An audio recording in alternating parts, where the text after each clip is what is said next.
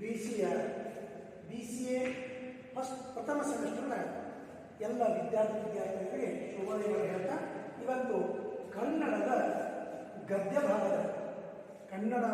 ಪಠ್ಯಕ್ರಮದ ಗದ್ಯ ಭಾಗದ 2ನೇ ಪಾಠ ನಿಮ್ಮ ಪಠ್ಯಕ್ರಮದ 12ನೇ ಪಾಠ. ಇದರ ಹೆಸರು ಇನ್ನಷ್ಟು ಮಾನವೀಯವಾದ ಸಮಾಜ ಕಟ್ಟೋಣವೇ ಅಂತ ಹೇಳ್ತಾರೆ. ನಿಮಗೆ ಒಂದು ಪ್ರಶ್ನೆ ಅದು, ಇನ್ನಷ್ಟು ಮಾನವೀಯ ಸಮಾಜವನ್ನು ಕಟ್ಟೋಣವೇ ಅಂದರೆ ಈ ಸಮಾಜವನ್ನು ಮಾನವತಾವಾದಿಯಾಗಿ ಅಥವಾ ಮಾನವೀಯತೆಯನ್ನು ಕಟ್ಟಬೇಕಾದ್ರೆ ಕೇವಲ ಒಬ್ಬರಿಂದ ಸಾಧ್ಯವಿಲ್ಲ, ನಾನೊಬ್ಬನೇ ಪ್ರಯತ್ನ ಪಟ್ಟರೆ ಸಾಧ್ಯವಿಲ್ಲ ಅನ್ನೋದು ಈ ಲೇಖಕರಾದಂಥ ಅಜಿಮ್ ಪ್ರೇಮ್ಜಿ ಅಂತ. ಈ ಹೆಸರು ಅಜಿಮ್ ಪ್ರೇಮ್ಜಿ. ನೀವೆಲ್ಲ ಬಿ ಸಿ ಎ ಪಡ್ತೀರಲ್ಲ, ಬಿ ಸಿ ಎದಿಂದ ನೀವು ಕೆಲವೊಂದು ಈ ಡಿಗ್ರಿಯನ್ನು ಪಡೆದುಕೊಂಡು ಕೆಲವೊಂದು ಕಂಪನಿಗಳಿಗೆ ಹೋಗಬೇಕಾಗ್ತದೆ. ಅಂತ ಒಬ್ಬ ದೊಡ್ಡ ಕಂಪನಿಯನ್ನು ಸ್ಥಾಪಿಸಿದಂಥ ಮಹಾನ್ ವ್ಯಕ್ತಿ ಅಜಿಮ್ ಪ್ರೇಮ್ಜಿ. ಅವ್ರೇನು ಹೇಳ್ತಾರೆ, ಇನ್ನಷ್ಟು ಅಂದರೆ ಈಗ ಸ್ವಲ್ಪ ಐತಿ, ಕಂಪ್ಲೇಂಟ್ ಮಾನವೀಯತೆ ಹೋಗ್ಯದ ಅಂತ ಹೇಳಿಲ್ಲ ಅವರು. ಯಾಕಂದ್ರೆ ಹೋಗ್ಯದ ಅಂದ್ರೆ ಸಮಾಜ ಮತ್ತು ಅವರನ್ನ ಕೆಟ್ಟದಾಗಿ ನೋಡ್ತಾರೆ. ಏನಂತ, ಇನ್ನಷ್ಟು ಮಾನವೀಯವಾದ ಸಮಾಜವನ್ನು ಕಟ್ಟೋಣವೇ. ಈಗ ಎಷ್ಟು 100ಕ್ಕೆ 10% ಮಾನವೀಯತೆ ಅಂದರೆ ಯಾರನ್ನು ನೋಡಿದ್ರೆ ಅಳ್ಕೊಂತ ಹೋಗ್ತಾರ, ಯಾವುದೇ ಒಂದು ಕೆಲಸದಲ್ಲಿ ಭಾಗಿಯಾಗುತ್ತಾರ. ಹಲವಾರು ಜನರು 100ಕ್ಕೆ 10 ಜನ ಪ್ರಯತ್ನ ಪಡ್ತಾರೆ. ಅದರಂತೆ ಈ ಸಮಾಜವು ಒಂದು ಒಳ್ಳೆಯ ಶುಭ್ರವಾದಂಥ ಸಮಾಜ ಆಗಬೇಕು, ಎಲ್ಲ ದೋಷಗಳಿಂದ ಮುಕ್ತನಾಗಬೇಕು, ಆ ಸಮಾಜದಲ್ಲಿ ಒಳ್ಳೆಯರು ಉಳಿಬೇಕು. ಅದಕ್ಕೆ ಆಗಬೇಕು, ನಾವು ನೀವೆಲ್ಲರೂ ಪ್ರಯತ್ನಿಸೋಣ ಅನ್ನುವಂಥ ಮಾತು. ಇನ್ನಷ್ಟು ಮಾನವೀಯವಾದ ಸಮಾಜ ಕಟ್ಟೋಣವೇ. ನೋಡ್ರಿ, ಲೇಖಕರು ಅಜಿಮ್ ಪ್ರೇಮ್ಜಿ. ಇನ್ನು ಈ ಅಜಿಮ್ ಪ್ರೇಮ್ಜಿಯ ಬಗ್ಗೆ ನಾವು ನೋಡ್ಬೋದಿತ್ತು. ಜೂನ್ 8ರಲ್ಲಿ ಒಂದು ಲೇಖನ ಬಂದಿತ್ತು, ಇದೇ ಜೂನ್ 8. ಯಾಕಂದ್ರೆ ಸರ್ ಲಾಕ್ಡೌನ್ದಾಗ ಇದ್ರೆ ನಮ್ಗೆ ಪೇಪರ್ ಏನು ಸಿಕ್ಕಿಲ್ಲ ಅನ್ಬೋದು. ಆದ್ರೆ ಯಾರಾದರೂ ತೆಗೆದು ನೋಡ್ಬೋದು, ಭಾರತದ ಪ್ರಖ್ಯಾತ ಒಬ್ಬ ಕೈಗಾರಿಕೆಯ ಉದ್ಯಮಕಾರ ಯಾರು, ಅಜಿಮ್ ಪ್ರೇಮ್ಜಿ. ಇನ್ನು ಆ ಕೈಗಾರಿಕೆ ಸಂಸ್ಥೆ ಯಾವುದು ನೋಡ್ರಿ, ವಿಪ್ರೋ ಅನ್ನುವಂಥ ಒಂದು ಸಂಸ್ಥೆಯ ಅಧ್ಯಕ್ಷರು. ನೋಡ್ರಿ, ವಿಪ್ರೋ ಅಂದ್ರೆ ನೀವು ಇವಾಗ ಅರ್ಜಿ ಹಾಕಕ್ಕೆ ಬರ್ತೀರಿ, ವಿಪ್ರೋ ಆಗ್ತೀರಿ, ಮತ್ತೆ ಇನ್ಫೋಸಿಸ್ ಆಗ್ತೀರಿ. ಈ ವಿಪ್ರೋ ಸಂಸ್ಥೆಯ ಅಧ್ಯಕ್ಷ ಯಾರು ಅನ್ನೋದು ನಮಗೆ ಮೊದಲು ಗೊತ್ತಿಲ್ಲ. ಹೌದಾ? ಇನ್ಫೋಸಿಸ್ ಅಂದ ತಕ್ಷಣ ನಾವೇನು ಮಾಡ್ತೀವಿ, ನಾರಾಯಣ ಮೂರ್ತಿ ಮತ್ತು ಸುಧಾನಾರಾಯಣ ಮೂರ್ತಿ ಅವರ ಹೆಸರು ತಗೋತೀವಿ. ಅದೇ ರೀತಿ ಒಬ್ಬ ಪ್ರಖ್ಯಾತ ಕೈಗಾರಿಕಾ ಉದ್ಯಮ, ಒಬ್ಬ ಬಹಳ ಒಳ್ಳೆಯ ಮನುಷ್ಯ, ಸಮಾಜಕ್ಕೆ ಹಲವಾರು ಉಪಕಾರಗಳನ್ನು ಮಾಡಿದಂಥ ಮನುಷ್ಯ. ನೋಡ್ರಿ, ಅನಾಥ ನೂರಾರು ಸಾವಿರಾರು ಎಕರೆಗಟ್ಟಲೆ ಜಮೀನುಗಳು ನಮ್ಮಲ್ಲಿರ್ಬೋದು. ಆದ್ರೆ ಈ ಸಮಾಜಕ್ಕಾಗಿ ದುಡಿಯೋದು ಬಹಳ ಕಡಿಮೆ. ಈ ಸುಧಾಮೂರ್ತಿ ಅವರು ಇಷ್ಟೊತ್ತವರೆಗೂ ಅವ್ರು ಎಲ್ಲಿಂದ್ರೂ ಯಾರಿಗೂ ಬರ್ತಿರಲಿಲ್ಲ. ಯಾವಾಗ ಅವರು ಹೊರಗಡೆ ಬಂದು ದಾನ ಧರ್ಮ ಮತ್ತು ಸಮಾಜದಲ್ಲಿ ಕೆಲವೊಂದು ಲೇಖನಗಳನ್ನು, ಕೆಲವೊಂದು ಭಾಷಣಗಳನ್ನು ಹೇಳಕ್ಕೆ ಶುರು ಮಾಡಿದ್ರು, ಆವಾಗ ಸುಧಾಮೂರ್ತಿ ಅವರು ಎಷ್ಟೋ ಜನ ತಮ್ಮ ರಿಯಾಲಿಟಿ ಮಾಡ್ಕೊಂಡಿದ್ದಾರೆ. ರಾಯಲ್ಟಿ ಅಂತ ನಮಗೆ ರೋಲ್ ಮಾಡೆಲ್ ಅಂತೀವಿ ಅವ್ರಿಗೆ. ಅವ್ರು ಇಟ್ಕೊಂಡು ಎಷ್ಟೋ ಜನ ಕೆಲಸ ಮಾಡಾಕತ್ತಾರೆ. ಇನ್ನು ಈ ಅಜಿಮ್ ಪ್ರೇಮ್ಜಿ ಅವರ ಜನ್ಮ ಎಲ್ಲ ಇತ್ತಂದ್ರೆ ನೀವು ಅದ್ಭುತ ಪಡ್ಬೋದು. ನಾವು ಎಲ್ಲರೂ ಹೊರದೇಶಕ್ಕೆ ಹೋಗಕ್ಕೆ ಪ್ರಯತ್ನ ಮಾಡ್ತೀವಿ, ಆದರೆ ಭಾರತವನ್ನ ತನ್ನ ಪವಿತ್ರ ಭೂಮಿ, ತನ್ನ ಜನ್ಮಭೂಮಿ ಅಂತ ತಿಳ್ಕೊಂಡು ಅವನು ಬಾಳ್ತಾ ಇದ್ದಾರೆ ಆ ಮಹಾನ್ ವ್ಯಕ್ತಿ ಅಜಿಮ್ ಪ್ರೇಮ್ಜಿ. ನೋಡ್ರಿ, ಇವರ ಜನನ 24 ಜುಲೈ 1945, ಸ್ವಾತಂತ್ರ್ಯಕ್ಕಿಂತ ಪೂರ್ವದಲ್ಲಿ 1945ಕ್ಕೆ ಇನ್ನೂ ನಮ್ಮ ಪಾಕಿಸ್ತಾನ ನಮ್ಮಿಂದ ಇಬ್ಬಾಗವಾಗಿರಲಿಲ್ಲ.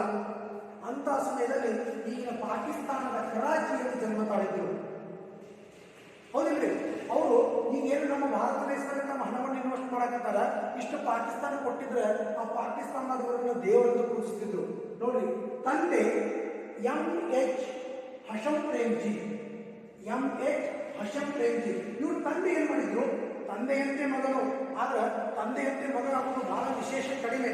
ಯಾರೋ ಒಬ್ಬರು ದೊಡ್ಡ ಪ್ರಖ್ಯಾತಿ ಅಂತ ಮಕ್ಕಳು ಆ ರೀತಿ ಆಗ್ತಾರಲ್ಲ, ಅದನ್ನು ನಡೆಸ್ಕೊಂಡು ಹೋಗುವಂತ ಶ್ರೀಮಂತಿಕೆ ಗುಣ ಅವರ ರಕ್ತದಲ್ಲಿ ಬಂದಿರ್ತದೆ. ಅವ್ರ ತಂದೆ ಮಾಡಿದ್ದು ವೆಸ್ಟರ್ನ್ ಇಂಡಿಯಾ ಪ್ರೈವೇಟ್ ಲಿಮಿಟೆಡ್ ಅನ್ನುವಂಥ ಒಂದು ಸಂಸ್ಥೆಯನ್ನು ಪ್ರಾರಂಭಿಸಿದರು. ಏನು? ವೆಸ್ಟರ್ನ್ ಇಂಡಿಯಾ, ಪಾಶ್ಚಿಮಾತ್ಯ ಭಾರತ. ವೆಸ್ಟರ್ನ್ ಇಂಡಿಯಾ ಅಂದ್ರೆ ಅವರು ಕರಾಚಿ ಕಡೆ ಹೊರಟ್ರಿ, ಅದಕ್ಕೆ ಪಶ್ಚಿಮಾತ್ಯ ಭಾರತ. ವೆಸ್ಟರ್ನ್ ಇಂಡಿಯಾ ಪ್ರೈವೇಟ್ ಲಿಮಿಟೆಡ್ ಸಂಸ್ಥೆಯ ಸ್ಥಾಪಕರು.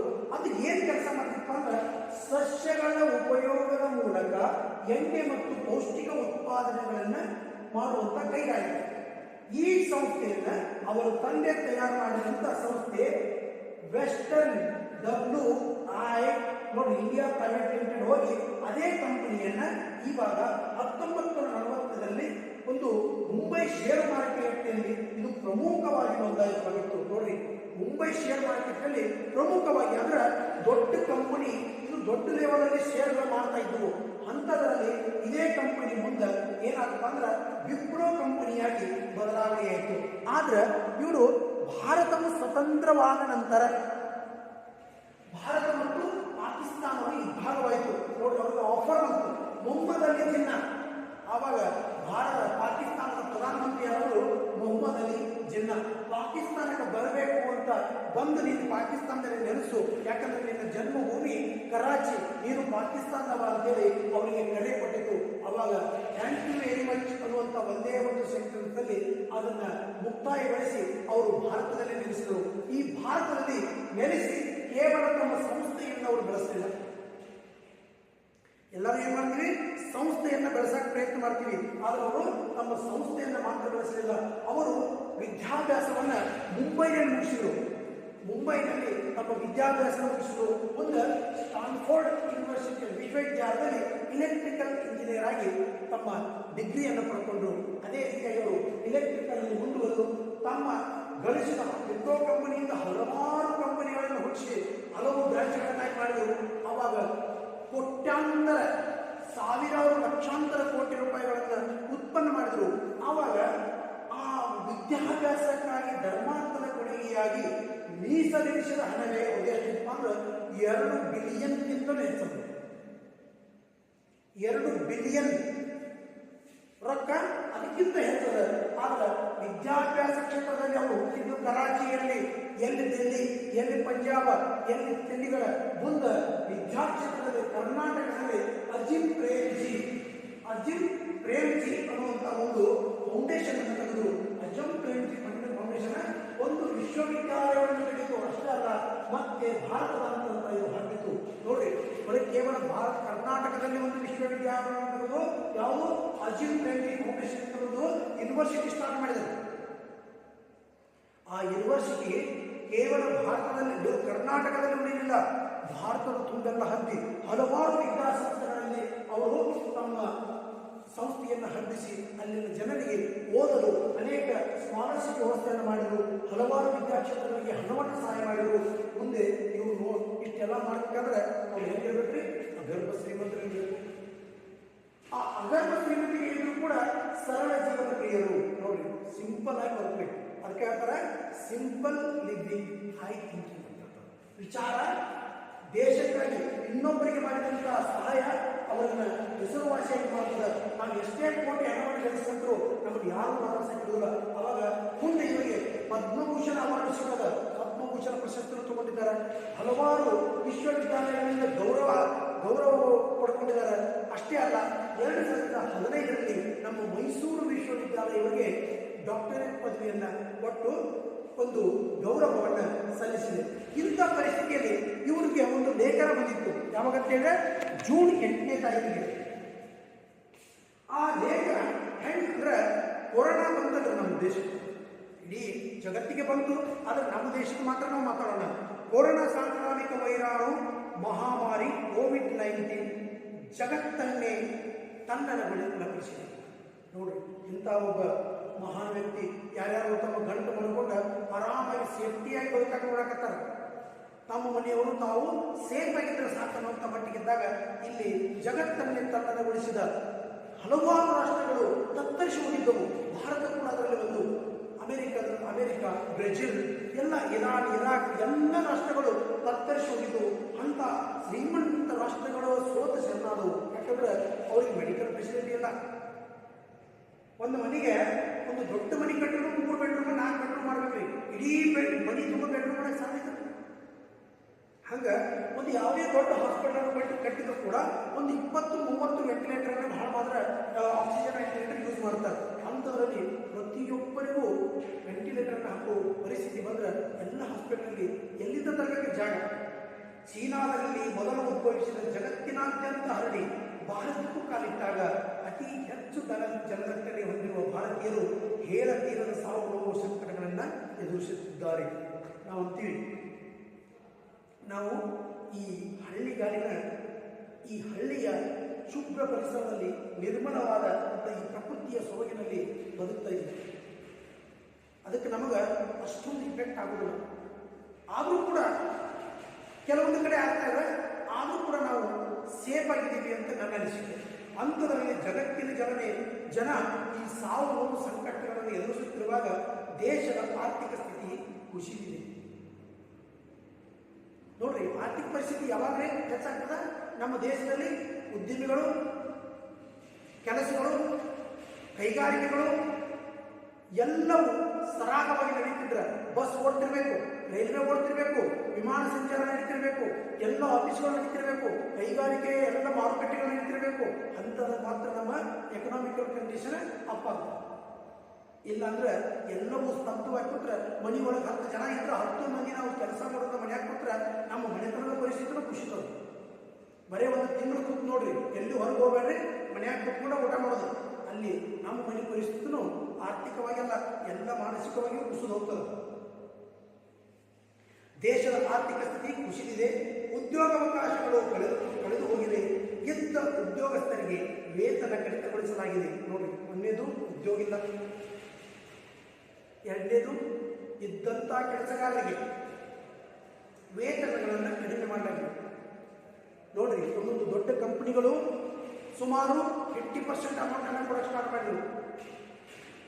ಕೆಲವೊಬ್ರು 60% ಕೊಟ್ಟರು, ಕೆಲವೊಬ್ರು 30% ಕೊಟ್ಟರು, ಕೆಲವೊಬ್ರು 25% ಕೊಟ್ಟರು, ಕೆಲವೊಬ್ರು ಪೇಮೆಂಟೇ ಕೊಟ್ಟಿಲ್ಲ. ಅಂತ ಒಂದು ಪರಿಸ್ಥಿತಿ ಬಂದು ಕೃಷಿ ಉತ್ಪನ್ನಕ್ಕೆ ಸೂಕ್ತ ಮಾರಾಟವಿಲ್ಲದೆ ರೈತರು ಕಂಗಾಲಾದರು. ಇವ್ರು ಇಂಡಸ್ಟ್ರೀಸ್ ಎಲ್ಲ ಬಂದ್ ಮಾಡಿದ್ರೆ ಅಲ್ಲಿ ಪ್ರೊಡಕ್ಷನ್ ಬಂದಾಗ್ತದೆ, ಕೆಲಸ ಇಲ್ಲ. ಆದರೆ ರೈತ ತಾನು ಹಚ್ಚಿದಂಥ ಬದನೆಕಾಯಿ, ಟೊಮ್ಯಾಟೊ, ಮೆತ್ತಿ ಪಲ್ಯ ಯಾವ ಕೊರೋನಾ ಬಂದರೂ ಕೂಡ ಅದು ಬೆಳೆದು ನಿನ್ನಾಗಿದೆ.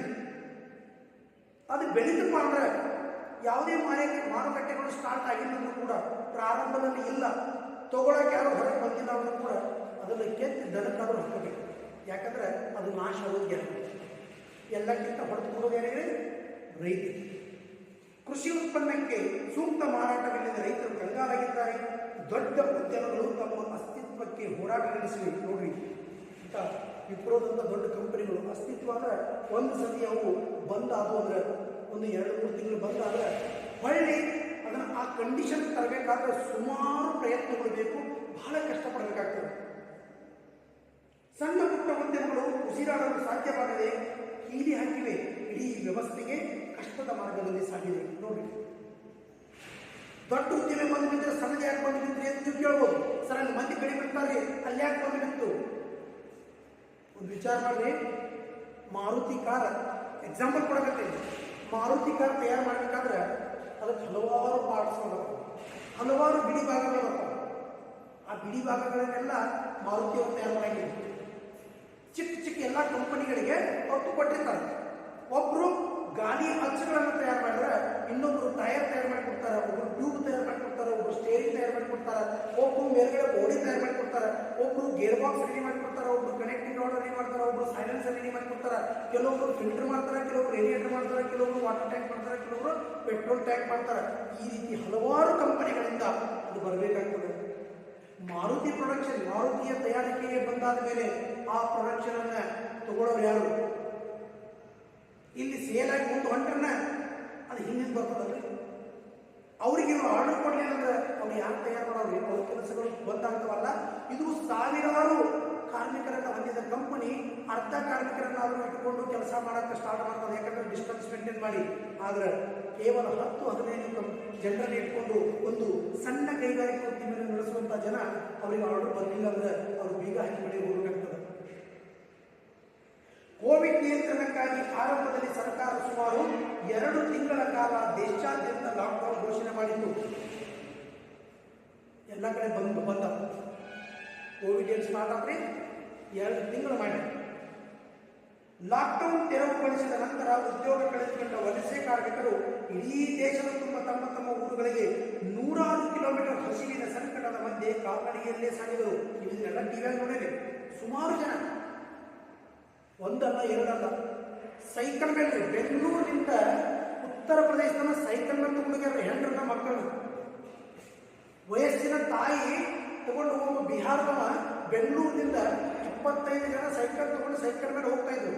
ಅಂದ್ರಲ್ಲಿ ಆ ವಯಸ್ಸಿನ ಮುಗ್ಧ ತಾಯಿ ಆ ಸೈಕಲ್ ಮೇಲೆ ಹೆಂಗಾದ್ರೂ ಕೂತು ಅನ್ನುವಂಥ ವಿಚಾರವನ್ನು ನಾವು ಸ್ವಲ್ಪ ನಮ್ಮ ಕಲ್ಪನೆ ಅಥವಾ ನಮ್ಮ ಕಣ್ಣಿನ ನೋಟದ ಎದುರುಗಡೆ ತಗೊಂಡು ಬಂದ್ರೆ ಆ ಪರಿಸ್ಥಿತಿ ನಮ್ಗೆ ಅರ್ಥ ಆಗ್ತದೆ. ಯಾಕಂದ್ರೆ ನಮ್ಮಲ್ಲಿ ಈ ಕಡೆ ಜನಕ್ಕೆ ಕೋವಿಡ್ ಯಾವ ಇಫೆಕ್ಟು ಆಗಿಲ್ಲ. ಏನು ಇಫೆಕ್ಟ್ ಆಗ್ಯದಪ್ಪ ಅಂದ್ರೆ ನಮ್ಮ ಜನಕ್ಕೆ ಒಂದೇ ತಿರುಗಾಡ ಕಡಿಮೆ ಆಗ್ಯದ, ಚೈನಿ ಮಾಡಕ್ಕೆ ಸಿಕ್ತಿಲ್ಲ, ಸಿನಿಮಾ ಟಾಕೀಸ್ಗಳು ಬಂದಾಗ್ಯಾವ, ಡ್ರೆಸ್ಗಳು ತೊಗೊಳಕ್ಕಾಗಿಲ್ಲ. ಒಂದು ಸುಮಾರು 2-3 ತಿಂಗಳು ಕೇವಲ ಏನು ಮಾಡ್ತಾ ಇದ್ರು, ತಮ್ಮ ಹೊಲದಲ್ಲೇ ಕೆಲಸ ಮಾಡಿ ಹೊಲದ ಕೃಷಿ ಕೆಲಸದ ರುಚಿಯನ್ನು ಕಂಡಂಥವರು ನಮ್ಮ ಈ ಹಳ್ಳಿಯ ಕೃಷಿ ಮನೆತನದಿಂದ ಬಂದಂಥ ಶ್ರೀಮಂತ ಯುವಕರು. ಇಲ್ಲೊಂದು ಪ್ರಶ್ನೆ ಯೂಸ್ ಮಾಡಾಕಿದ್ರು, ಯಾರು ಕೃಷಿ ಮನೆತನದಿಂದ ಬಂದಂಥ ಶ್ರೀಮಂತ ಯುವಕರು, ತಂದೆ ತಾಯಿ ಅಣ್ಣ ಅಪ್ಪ ಕಾಕ ಎಲ್ಲರೂ ದುಡಿದು ಮಾಡಿದಾಗ ಇಲ್ಲಿ ಕಾಲೇಜಿಗೆ ಬರಬೇಕಾದ್ರೆ ಟಿಪ್ ಟಾಪ್ ಅರಿವಿ ಹಾಕೊಂಡು ತಮ್ಮ ಮನೆತನದ ಪರಿಸ್ಥಿತಿಯನ್ನೇ ಅರಿಯದೆ ತಮ್ಮ ಶೋಕಿಗಾಗಿ ತಿರುಗಾಡುವಂಥ ಅನೇಕ ಯುವಕರು ಮನೆಯಲ್ಲಿ ಕಟ್ಟಿಕ್ಕಾಗಿತ್ತು. ಅಂಥ ಕಟ್ಟಿ ಆಗಿರುವಂಥ ಜನಗಳಿಗೆ ಮಾತ್ರ ಇದು ತ್ರಾಸಾತು.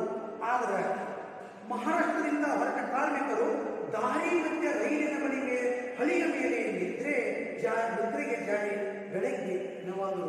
ಎಷ್ಟು ನಡೆಯವ್ರಿಗೆ ಇನ್ನು ಆ ಕಡೆ ರೋಡ್ ಕೊಟ್ಟು ಆದ್ರೆ ಪೊಲೀಸರು ಹಿಡಿತಾರೆ ಅಂತೇಳಿ ಎಷ್ಟೋ ಜನ ಟ್ರೈನ್ ಟ್ರ್ಯಾಕ್ ಹಾಕೊಂಡು ನಡ್ಕೊತಿದ್ದಾರೆ. ಯಾಕಂದ್ರೆ ಟ್ರೈನ್ ಟ್ರ್ಯಾಕ್ನಲ್ಲಿ ಯಾವುದೇ ಪೊಲೀಸರ ಹಿಡಿಯಾಗಿಲ್ಲ, ಬೈ ರೋಡ್ ಆದರೆ ಹಿಡಿತಾರೆ.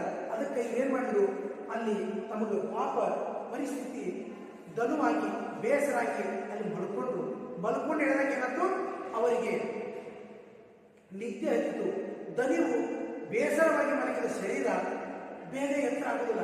ಅಂಥದ್ರಲ್ಲಿ ಆ ಟ್ರೈನ್ ಹೊಡೆಯೋದು ಗೊತ್ತಿಲ್ಲ, ಇವರು ಮಲಗಿರೋದು ಟ್ರೈನ್ ಬರ್ಬೋದು ಅಂತ ಗೊತ್ತಿಲ್ಲ. ಯಾಕಂದ್ರೆ ಅವ್ರಿಗೇನಿತ್ತು, ಟ್ರೈನ್ ಎಲ್ಲ ಬಂದಾಗ್ಯಾವ ಅನ್ನೋ ಒಂದು ಭ್ರಮೆದಲ್ಲಿ ಮಲಗಿದ್ರು. ಆದ್ರೆ ಈ ಟ್ರೈನಲ್ಲಿ ಈ ಟ್ರ್ಯಾಕ್ ಮೇಲೆ ಯಾರು ಬರುತ್ತಾರಂತೇಳಿ ಅವ್ರಿಗೇನು ಗೊತ್ತು. ಆ ಟ್ರೈನ್ ಡ್ರೈವರ್ ಅದನ್ನು ಹೊಡ್ಕೊಂಡು ಹೋದ. ಅವಾಗ ಏನಾಯ್ತು, ಅಲ್ಲಿ ಮಲಗಿದವರು ಎಷ್ಟೋ ಜನ ಹೆಣ ಹಾಕಿ ತುಂಡಾಗಿ ಕತ್ತಿಸಿದ್ರು. ಈ ಘಟನೆ ಇಡೀ ದೇಶ ತಲ್ಲರಿಸು. ನಂತರ ಸರ್ಕಾರ ಕಾರ್ಮಿಕರ ಪ್ರಯಾಣಕ್ಕೆ ರೈಲು ಬಸ್ ಸಂಚಾರ ಅನುಕೂಲ ಮಾಡಿಕೊಟ್ಟಿತು. ಇದ್ದೂರಾಗ ಹೊಟ್ಟಿಗೆ ಕೂಳಿದ್ರು ಸ್ವಂತ ಮನೆಯೊಳಗಿದ್ರೆ ಬಹಳ ಸುಖ. ಬೆಂಗಳೂರಿನಲ್ಲಿ ಒಂದು ತಿಂಗಳವರೆಗೂ ರೇಷನ್ ಸಿಗಲಿಲ್ಲ, ಬಾಡಿಗೆ ಕೊಡುವಂತ. ಯಾಕಂದ್ರೆ ಅವ್ರು ಮಾಲಕ ಬರೋರ ರೀ, ನಿಮ್ಮ ಮನ್ಯಾಗ ಅದೇನು ನೀರು ಯೂಸ್ ಮಾಡಕತ್ತಿ ಅಂದ್ಬಿಟ್ಟು ಬಾಡಿಗೆ ಕೊಡೋಣ. ಅವ್ರು ಅಂಥದ್ರಲ್ಲಿ ತಲೆ ಕೆಟ್ಟು ಊರು ಬಿಟ್ಟು ಜಗಳಾಡಕತ್ತು, ವಿಷ ಕುಡಿಯಕತ್ತು.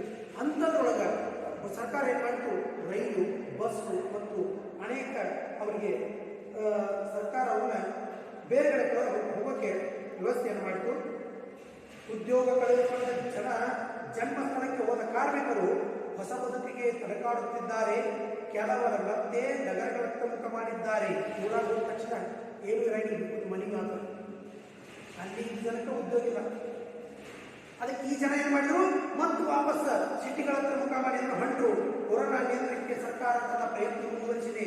ಬದುಕುಳಿದುಕೊಂಡವರತ್ತ ಅನುಕಂಪ ತೋರಿಸಿದೆ, ತಾತ್ಕಾಲಿಕ ಅನುಕೂಲತೆ ನೀಡಿದೆ. ನೋಡ್ರಿ ಏನು ಮಾಡಿದ್ರು, ಸಡನ್ ಆಗಿ ಏನ್ ಮಾಡಕ್ ಸಾಧ್ಯತೆ? ಈ ಭಾರತ ದೇಶ ಅಥವಾ ಕರ್ನಾಟಕ ರಾಜ್ಯದ ಒಂದು ಸರ್ಕಾರ ಏನ್ ಮಾಡಕ್ಕಾಗ್ತದ? ನಿಮ್ಗೆ ಬಂದು ನಿಮ್ಮಿಂದ ಅಥವಾ ನಿಮ್ಮ ಎಲ್ಲ ಪ್ರತಿಯೊಂದು ಮನೆಗೆ ಬಂದು ನಿಮ್ಮ ಬಾಯಾಗ ತುರ್ತು ಮಾಡಿ ಅಂತ ಉಳಿಸಕ್ಕೆ ಸಾಧ್ಯ ಇಲ್ಲ. ಏನಾದರೂ ಅನ್ನ ಕೊಡ್ಬೋದು, ವಸ್ತ್ರ ಕೊಡ್ಬೋದು, ಏನಾದರೂ ಔಷಧಿಗಳನ್ನು ಕೊಡ್ಬೋದು, ಅಥವಾ ನಿಮ್ಮ ಕೇರ್ ಆಗಿ ನಿಮ್ಮ ಮನೆಗೆ ಮಾಸ್ಕ್ಗಳನ್ನು ಕೊಡ್ಬೋದು, ಅಥವಾ ನೀರನ್ನು ಒಳ್ಳೆಯ ರೀತಿಯಿಂದ ಕುಡಿದಿ ಅಂತ ಹೇಳಿ ನಿಮ್ಮ ಫಿಲ್ಟರ್ಗಳನ್ನು ಹಾಕ್ಬೋದು. ಈ ರೀತಿ ಎಲ್ಲ ಮಾಡಿ ಅವ್ರು ಏನು ಮಾಡಿದ್ರು, ಸಹಾಯವನ್ನು ಮಾಡಿದ್ರು. ಬದುಕುಳಿದುಕೊಂಡವರಂತ ಅನುಕಂಪ ತೋರಿದೆ, ತಾತ್ಕಾಲಿಕ ಅನುಕೂಲತೆ ನೀಡಿದೆ, ಶಾಶ್ವತ ಪರಿಹಾರದ ಮಾರ್ಗಗಳನ್ನು ಹುಡುಕುತ್ತಿದೆ. ಈ ರೀತಿ ಕೋವಿಡ್ ತಂದ ದುರಂತ ಸ್ಥಿತಿಯನ್ನು ಮಾನವೀಯ ಕಳಕಳಿಯ ಒಬ್ಬ ಉದ್ಯಮಿಯಾದ ಅಜಿತ್ ಪ್ರೇಮ್ಜಿ ಅವರ ಪರಿಸ್ಥಿತಿಗೆ ಸ್ಪಂದಿಸಿ ಪತ್ರಿಕೆಗಳಿಗೆ ಲೇಖನ ಬರೆದರು. ಸಾರ್ವಜನಿಕ ಮತ್ತು ಸರ್ಕಾರಗಳ ಗಮನಿಸಿದರು. ನೋಡಿ, ಅಜಿತ್ ಪ್ರೇಮ್ಜಿ ಅವರು ಈ ಪರಿಸ್ಥಿತಿಯನ್ನು ನೋಡಿ ಪತ್ರಿಕೆಗಳಿಗೆ ಲೇಖನ ಬರೆದು ಸಾರ್ವಜನಿಕರಿಗೆ ಏನು ತೊಂದರೆ ಅದ ಮತ್ತು ಸರ್ಕಾರಗಳಿಗೆ ಅದನ್ನು ಯಾವ ರೀತಿ ಪರಿಹಾರ ಮಾಡೋಕ್ಕೆ ಸಾಧ್ಯ ಅದ ಅಂತ ಹೇಳಿ ಬರೆದು ಜೂನ್ 8ರಂದು ನಾಡಿನ ಹೆಸರಾಂತ ಪ್ರಜಾವಾಣಿ ಪತ್ರಿಕೆಯಲ್ಲಿ ಪ್ರೇಮಜಿಯವರಿಗೆ ಈ ಲೇಖನ ಪ್ರಕಟಗೊಂಡಿತ್ತು. ವಿಶೇಷ ಗಮನ ಸೆಳೆದ ಈ ಲೇಖನವನ್ನು ಪ್ರಸ್ತುತ ಪಠ್ಯಕ್ಕೆ ತೆಗೆದುಕೊಳ್ಳಲಾಗಿದೆ. ಕೋವಿಡ್ ಸಾಂಕ್ರಾಮಿಕ ರೋಗ ಉಂಟು ಮಾಡಿದ ಪರಿಸ್ಥಿತಿ, ಯಾವ ರೀತಿ ಇದು ಪರಿಸ್ಥಿತಿಯನ್ನು ತಂದು ಲಾಕ್ಡೌನ್ನಿಂದಾಗಿ ಕಾರ್ಮಿಕರು ಹಾಗೂ ರೈತರು ಅನುಭವಿಸುವ ತೀವ್ರ ಸಂಕಟಗಳು ಮತ್ತು ದೇಶದ ಆರ್ಥಿಕ ಸ್ಥಿತಿಯ ಬಗ್ಗೆ ಬೆಳಕು ಚೆಲ್ಲಿಸಿದ ಅಜಿಂ ಪ್ರೇಮಜಿಯವರು ಈ ಸಂಕಟದಿಂದ ಹೊರಬಂದು ಮಾನವೀಯ ನೆಲೆಯಲ್ಲಿ ಹೊಸ ಸಮಾಜ ಕಟ್ಟುವ ಸಾಧ್ಯತೆಗಳ ಬಗ್ಗೆ ಸರ್ಕಾರಕ್ಕೆ ಮನವಿ ಮಾಡಿದರು. ನೋಡ್ರಿ, ಇಷ್ಟೊಂದು ತೊಂದರೆ ಆಗಿರಲ್ಲ, ಇದಕ್ಕೆಲ್ಲ ಹೊರಬರಬೇಕು. ನಾವೆಲ್ಲರೂ ಕೂಡಿ ಒಂದು ಒಳ್ಳೆಯ ಮಾನವತಾವಾದಿಯಾಗಿ ನಾವು ಒಬ್ಬರನ್ನ ಒಬ್ಬರು ಪ್ರೀತಿಸುವ ಮೂಲಕ ಈ ಸಮಾಜದಲ್ಲಿ ಒಂದು ಒಳ್ಳೆಯ ಸಮಾಜವನ್ನು ಯಾವ ರೀತಿ ಕಟ್ಟಬಹುದು ಅಂತ ಈ ಲಾಕ್ಡೌನ್ನ ಪರಿಸ್ಥಿತಿಯನ್ನು ಮತ್ತು ಈ ರೋಗದ ಪರಿಸ್ಥಿತಿಯನ್ನು ಅರ್ಥ ಮಾಡುವ ಬರಲು ಸಂಕಷ್ಟದಿಂದ ಹೊರಬಂದು ಸಮಾಜ ಕಟ್ಟುವ ಸಾಧ್ಯತೆಗಳ ಬಗ್ಗೆ ಸರ್ಕಾರ ಮತ್ತು ಉದ್ಯಮಿದಾರ ಮತ್ತು ಸಾರ್ವಜನಿಕರ ಗಮನಿಸಲು ನೋಡ್ರಿ ಏನು ಮಾಡಬೇಕು. ನಮ್ಮ ಹಲವಾರು ಉದ್ಯಮಗಳ ಸರ್ಕಾರ ಕೈ ಜೋಡಿಸಬೇಕು, ಅದಕ್ಕೆ ಸಾರ್ವಜನಿಕರು ಒಪ್ಪಂದ ಮಾಡಬೇಕು. ಒಳ್ಳೆಯ ಒಬ್ರಿಗೊಬ್ರು ಕೈ ಜೋಡಿಸಿ ಈ ಸಮಾಜವನ್ನು ಕಟ್ಟಿ ನಾವು ಮೊದಲಿನ ಪರಿಸ್ಥಿತಿಗೆ ಬರಬೇಕು. ನಾವು ಸಮಾಜ ಕಟ್ಟೋದಂದ್ರೆ ಏನ್ರಿ, ಗೌರ್ಮೆಂಟ್ ಹಾಕಿಕೊಟ್ಟಂತ ಸರ್ಕಾರವು ಹಾಕಿಕೊಟ್ಟಂತ ಕಟ್ಟಡಗಳನ್ನ ನಾವು ಮುರಿಯದೆ ನಾವು ಸುರಕ್ಷಿತವಾಗಿ ನಮ್ಮ ಸಮಾಜದಲ್ಲಿ ನಾವು ಬದುಕಕ್ಕೆ ಪ್ರಯತ್ನ ಮಾಡಬೇಕು. ನಮ್ಮಿಂದ ಆದಷ್ಟು ಈ ರೋಗದ ನಿಯಂತ್ರಣಕ್ಕೆ ಪ್ರಯತ್ನ ಮಾಡಬೇಕು. ನಾವೇ ಮಾಸ್ಕ್ ಧರಿಸಬೇಕು ಅಥವಾ ಕೈಗೆ ಸ್ಯಾನಿಟೈಸರ್ ಹಚ್ಕೋಬೇಕು. ಬಟ್ಟೆಗಳನ್ನು 2-3 ದಿನಕ್ಕೊಮ್ಮೆ ಸ್ವಚ್ಛಗೊಳಿಸಬೇಕು. ಯಾಕಂದ್ರೆ ಕೇವಲ ಕೈಯ ಮೂಗಿಗೆ ಅಷ್ಟಾದ್ರೆ ಬಟ್ಟೆಗಳ ಮೇಲೆ ಬ್ಯಾಕ್ಟೀರಿಯಾ ಕೂತು ಕೂಡ ತೊಂದರೆ ಆಗ್ತದೆ. ಆಮೇಲೆ ಮನೆಗೆ ಹೋದ ತಕ್ಷಣ ಬಿಸಿನೀರಿನಿಂದ ಸೋಪ್ ಹಾಕಿ ಕೈ ಮತ್ತು ಪಾದ ಮತ್ತು ಕೈಗಳನ್ನು ಅಂದರೆ ಉಗುರಿನ ಸಂಧಿಗಳನ್ನು ಸ್ವಚ್ಛ ತೊಳ್ಕೋಬೇಕು. ಈ ರೀತಿ ನಾವು ನುಡಿಬೇಕು. ಅದಕ್ಕೆ ಸರ್ಕಾರವನ್ನು ಸ್ಪಂದಿಸ್ತದೆ. ಆಮೇಲೆ ಇಂಥ ಸರ್ಕಾರ ಮತ್ತು ನಮ್ಮ ಸಾರ್ವಜನಿಕರಿಗೆ ಕೆಲವೊಂದು ಉದ್ಯಮದಾರರು ಕೂಡ ಸ್ಪಂದಿಸಿ ನಮ್ಮನ್ನು ಒಳ್ಳೆಯ ರೀತಿಯಲ್ಲಿ ಈ ಸಮಾಜ ಕಟ್ಟಲಿಕ್ಕೆ ಉಪಯೋಗ ಆಗ್ತದೆ. ಆಮೇಲೆ ಪರಿಸ್ಥಿತಿ ನಿಭಾಯಿಸಲು ತಮ್ಮದೇ ಆದ ಕೆಲವು ಪರಿಹಾರ ಮಾರ್ಗಗಳನ್ನು ದಾಖಲಿಸಿದ್ದಾರೆ. ದೇಶದ ಪುನಶ್ಚೇತನಕ್ಕೆ ಅವರು ಚಿಂತಿಸಿದ ಬಗೆ ಸೂಚಿಸಿದ ಮಾರ್ಗಗಳು ಸರ್ಕಾರ ಮತ್ತು ಸಾರ್ವಜನಿಕರಿಗೆ ದಾರಿ ನೀಡುವಂತಾಗಿವೆ. ಆಕ್ಚುಲಿ ಒಬ್ಬರು ಹೇಳ್ತಾರಂದ್ರೆ ಅವರು ತಮ್ಮ ಅನುಭವದಿಂದ ಹೇಳಿರ್ತಾರೆ. ಅವ್ರು ತಮ್ಮ ಅನುಭವದಿಂದ ಹೇಳಿರ್ತಾರೆ. ಪಂಚರ್ ತೆಗೆ ಕೊಟ್ಟಿರ್ಬಿಟ್ರು ನಮ್ಮ ಕಿಶನ್ ಬೈಕ್ ಪಂಚರ್ ತೆಗೆ ಕಟ್ಟಿರೋದಿಲ್ಲ. ಬೇರೆ ಹೇಳ್ತಾನೆ, ತಮ್ಮ ಪಂಚರ್ ಆಗಿತ್ತಂದ್ರೆ ಕುತ್ತು ಗಾಡಿ ಹೊಡಿಬೇಡ, ಸ್ವಲ್ಪ ಅದ್ರದ್ದು ಹಾಲ್ಟು ಒಳಗೆ ಹಾಕಿ ನಡೆಸ್ಕೊಟ್ಟು ಹೋಗ್ಪ ಅಂತ. ಅಲ್ಲಿ ಹೋಗ್ತಿದ್ರು ನಾವು, ಹಾಲು ಗಡ್ಡಿ ತಿಂದಿರ್ತದೆ, ಹಂಗ ಕೂತು ಹೊಡಿತೀವಿ. ನಾವೇನು ಹೇಳ್ತಾರಂತೆ, ಯಾಕಂದ್ರೆ ನಾವು ನಡೆಸಿದೊಳಗೆ ಪಂಚರ್ ಆದಂಥ ಮುಳ್ಳ ಆ ಟೈರ್ ತಿರುಗಿ ಮತ್ತೆ ಹಲವಾರು ಕಡೆ ಪಂಚರ್ ಮಾಡಿರ್ತದೆ. ಎಲ್ಲ ಕೂಡಿ ಸುಮಾರು 50 ರೂಪಾಯಲ್ಲಿ ಓಕೆ ಆಗುವಂಥ ಕೆಲಸ 300 ರೂಪಾಯಿ ಕೊಡ್ತದೆ. ನಮ್ಮ ಜೀವನ ದುಡ್ಡಿರಂಗಿಲ್ಲ. ಅದಕ್ಕೆ ಅನುಭವಸ್ಥರು ಹೇಳಿದಾಗ ಅದನ್ನು ಸ್ವಲ್ಪ ನಾವು ಕೇಳ್ಕೊಂಡು ಹೋಗಬೇಕು ಅನ್ನೋದು ನನ್ನ ಅನಿಸಿಕೆ. ಇಂಥ ಸಂದಿಗ್ಧ ಸ್ಥಿತಿಯ ಪರಿಣಾಮಗಳನ್ನು ವಿದ್ಯಾರ್ಥಿಗಳು ಅರಿತು ಹೊಸ ಮಾರ್ಗೋಪಾಯಗಳನ್ನು ಹುಡುಕಬೇಕು ಎಂಬ ಆಶಯದಲ್ಲಿ ಈ ಲೇಖನವನ್ನು ನೀಡಲಾಗಿದೆ.